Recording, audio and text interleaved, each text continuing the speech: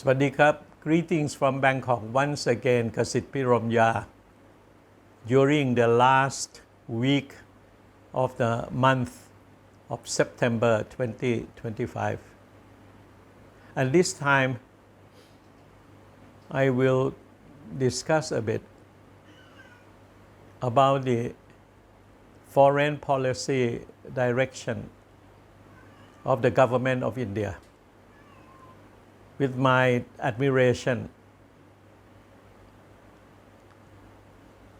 I am quite in awe and intrigued by the fact that India has been able to pursue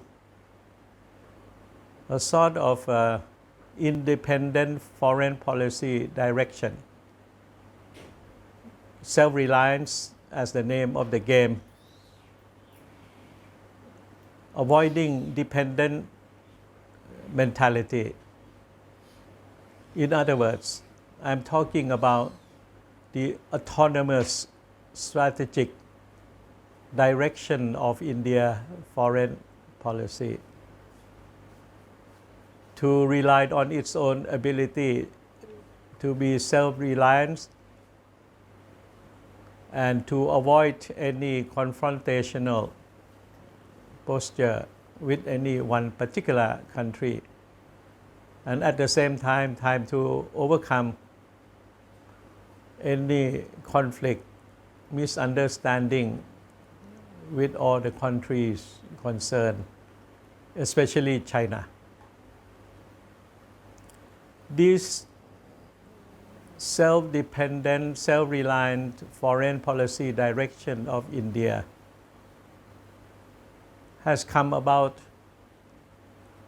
not because of its own volition, but I think a lot of it has very much to do with India being imposed by the United States under President Donald Trump with one of the highest custom tariff rates.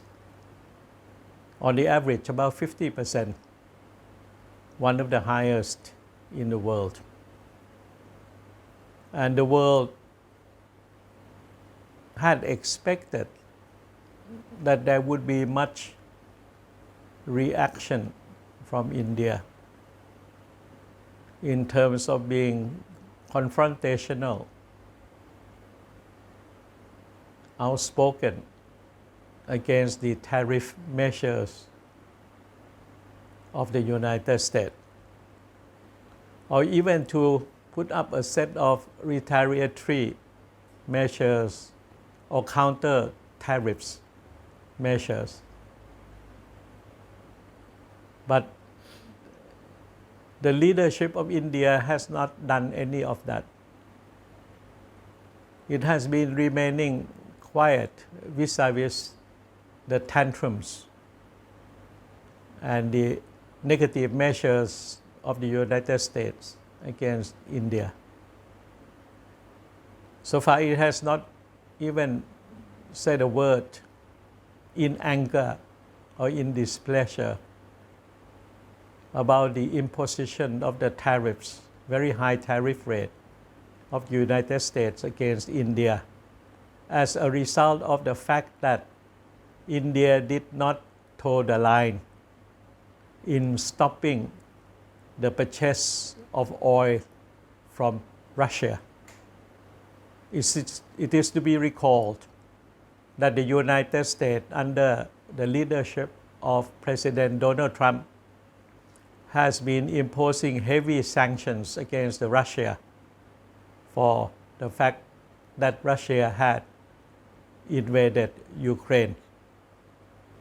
So every country around the world has been asked, coerced by the United States to stop trading in general with Russia Federation and to stop purchasing oil and gas from Russia in particular.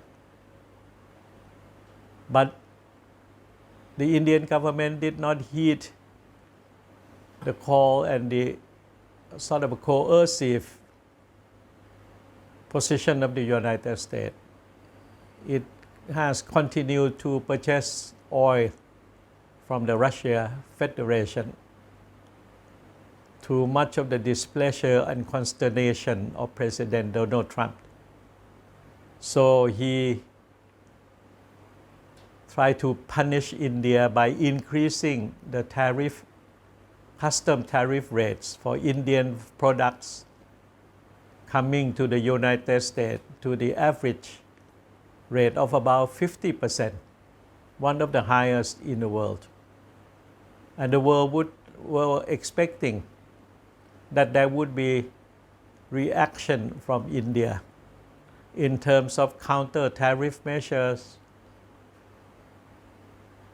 in terms of political pronouncement accusing and blaming the United States, or even to lower the level of diplomatic relationships. But none of that has happened. India has remained very quiet, has not said a word in a negative manner publicly against the United States. But what it has been done so far the past few weeks is to think about self-reliance, self-dependent, and to look for more trading partners around the world, to look for more investment, to look for more cooperation in terms of research activities, in terms of joint research with various countries concerned, in such areas that India has the advantage. For example, in the pharmaceutical area, or in certain basic medical research and development. At the same time, India has started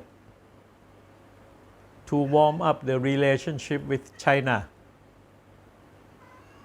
After so many years of distrust, confrontation, border conflicts, and all of that.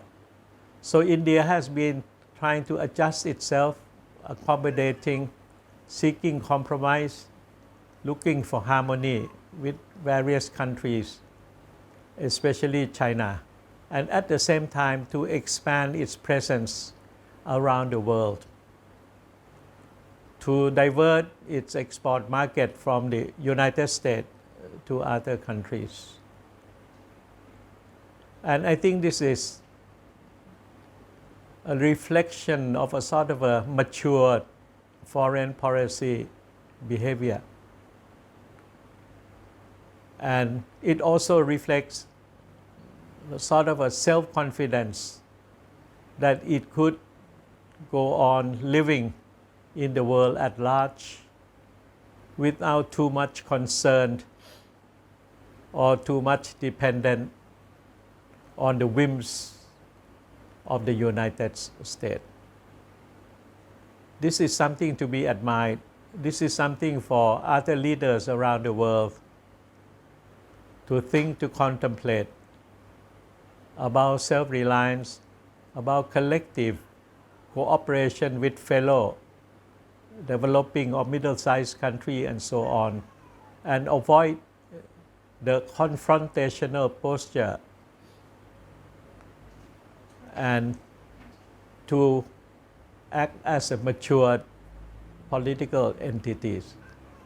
So a few thoughts for all of you, and of course for the incoming Thai government, that they will be a bit cool and collected in the foreign policy posturing for Thailand. Thank you very much. ขอบคุณมากครับ